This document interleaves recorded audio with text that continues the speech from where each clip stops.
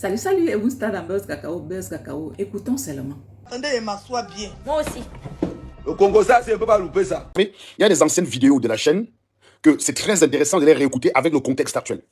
C'est pour ça que j'ai dit, moi, à Mougou Benga, Jean-Louis, Mougou Benga, plaide-toi, tu go directement en prison, bon. Parce qu'à l'heure, personne ne peut plus te respecter. Oui, c'est fini. Tu vas encore dire que tu fais peur à qui, mon gars? C'est fini.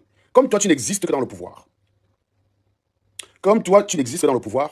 Tu es fini, tu es devenu comme un torchon. Même tes collaborateurs t'ont vu humilié. Ils te prenaient pour un dieu. C'est fini, bon.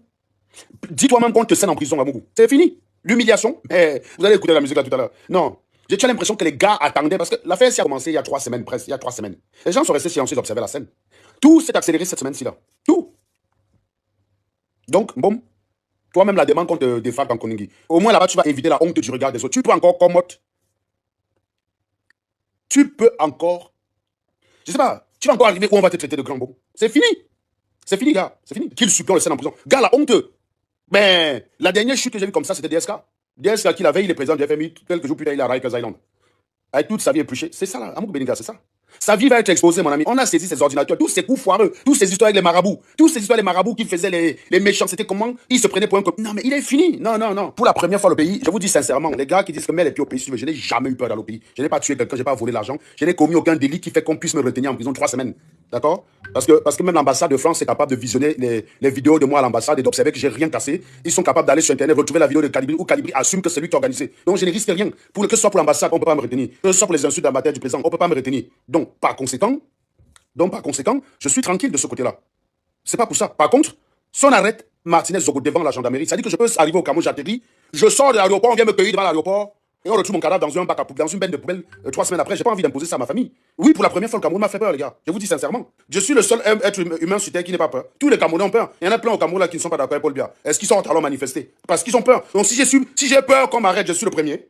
Genre, je vais avoir honte que j'ai peur. Je suis le fer. Je suis le fer pour avoir peur. Voilà Mougou Beninga, non? Quand on est parti l'arrêter, il était trop chaud d'aller au Ngata. Qui est pressé d'aller pour qu'on l'arrête pour qu'il go au Ngata? Qui est pressé? Jusqu'à ce que je vais avoir honte qu'on m'arrête. Non, j'ai pas peur. J'ai pas peur de ça. Par contre, oui, que j'atterrisse à Yaoundé, quelqu'un vient me cueillir, un groupuscule de je ne sais qui, vient m'attraper devant l'ambassade, devant l'aéroport, mon ami. On va m'arracher les ongles. On me fout les barres de fesses dans le cul. Non, oui, ça m'a fait peur, les gars. Désolé, ça m'a fait peur. Je ne peux pas plaisanter à la fin-ci. Je ne peux pas plaisanter avec ça. Même Richard Bona, tu vois, quand Richard Bona va au Cameroun, malgré qu'on le menace, tu crois que c'est parce qu'il compte sur le Cameroun? Attendez qu'il met le pied au Cameroun, vous le touchez. C'est le FBI qui va débouler là-bas. Quand le gars va au Cameroun, il a prévenu tous les officiels américains que Bona atterrisse au Cameroun, il disparaisse. C'est le FBI qui va débouler là-bas. On ne peut rien lui faire au Cameroun. C'est pour ça qu'on lui refuse le visa. Richard Bona, c'est pas qu'il ne part pas au Cameroun parce qu'il a peur. Il part au Cameroun parce que chaque demande de visa qu'il fait, on le lui refuse. Pour aller enterrer sa mère, on lui a refusé le visa. C'est pas genre il a eu peur d'aller enterrer sa mère. On lui a refusé le visa. Arrêtez d'être des villageois.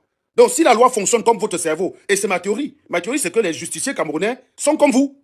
Ils sont capables, parce qu'ils ont le macabo de Serge Anango, de réinterpréter la loi. Et à ce moment-là, ma nationalité me protège. Parce que tu devras justifier devant un État qui n'est pas blagueur comme toi. Quand vous arrêtez Kamto, qui va venir plaider pour lui? Quand vous arrêtez le petit qui allait insulter Paul Biya, est-ce que ça justifie 2 ans de prison? Non. Même si le code pénal, ça ne justifie pas 2 ans de prison. Ça ne justifie pas. Allez regarder le code pénal. Il ne doit pas faire 2 ans de prison. Mais il a pris 2 ans. Donc ça, on ne peut pas me le faire. Vous ne pouvez pas faire ça et moi. Parce que c'est même le ministre des Affaires étrangères qui va venir me chercher. Quand je vois des crétins comme Ahmed Kamer, VPLon, vous rigolez, hein. Vous rigolez. Vous rigolez, les mecs. Que mais viens au Cameroun, viens au Cameroun. Non, gars. Quand je vous dis que Martinez Zogo, c'est un homme courageux. Mais il ne savait pas que les gars pouvaient faire ça.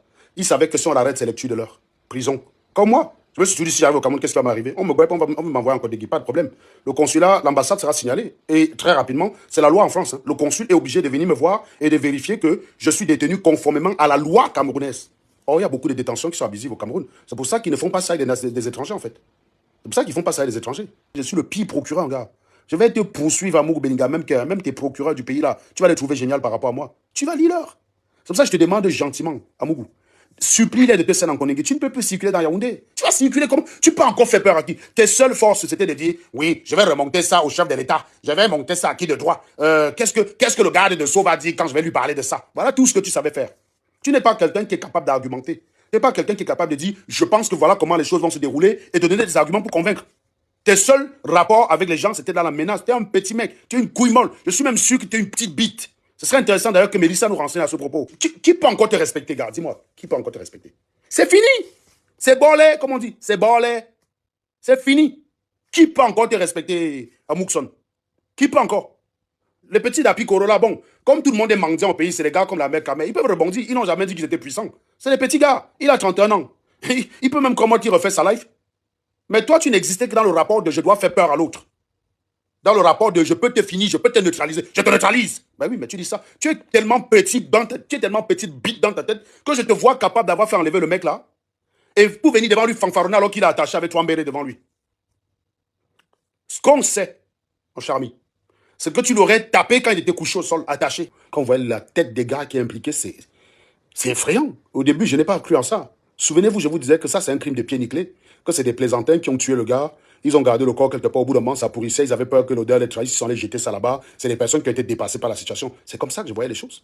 Pour moi, c'était la vision que j'avais des choses. J'étais loin du compte, mon gars. J'étais loin du compte. Patron du renseignement. Patron de la police. Ancien colonel à la retraite. Responsable de la garde présidentielle. Que ça, gars. Colonel Danoué. Regardez. 1, 2, 3, 4. 4 hauts gradés. Et pas des moindres. Impliqués dans une sordide affaire de ce type. Je m'en vais. La vie, c'est vers-ci, vers ça. C'est tout. C'est fini. Ferme-moi. On a fait son fermement. C'est tout.